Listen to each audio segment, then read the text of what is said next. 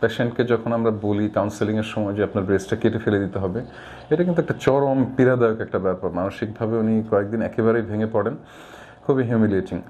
তো এটা ওনার অনেকে জিজ্ঞেস করেন যে ব্রেস্ট আমি কাটবো না। গ্রামের অনেকে আসেন, হ্যাঁ, ঢাকার বাইরে থেকে ব্রেস্ট কাটতে চান না। তবে হ্যাঁ, এটা অবশ্যই সম্ভব।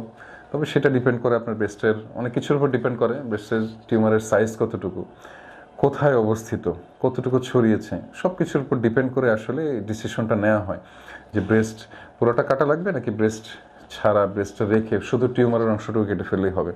তো এটাকে আমরা বড় হেডিংয়ে আমরা 3 ভাগে বলতে পারি। একটা যেটা মোস্ট কমনলি করি, এটা হচ্ছে MRM বা মডিফাইড রেডিক্যাল ম্যাস্টেক্টমি। এখানে পুরো ব্রেস্ট এবং সাথে বগলের চাকাগুলো কেটে ফেলা হয়।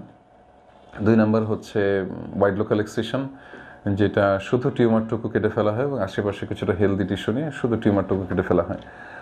তারপরে নাম্বার 3 যেটা আমরা এখন করার চেষ্টা করছি, যেটা হচ্ছে ব্রেস্ট অনকোপ্লাস্টি, অর্থাৎ ব্রেস্টটাকে ঠিক আগের মতো রেখে ভিতরে টিউমারটাকে ফেলে দেওয়া, অর্থাৎ যেন অপারেশনের পরে কোনো রকম দাগ বা কিছু না থাকে, এটাকে ব্রেস্ট অনকোপ্লাস্টি বলা হয়।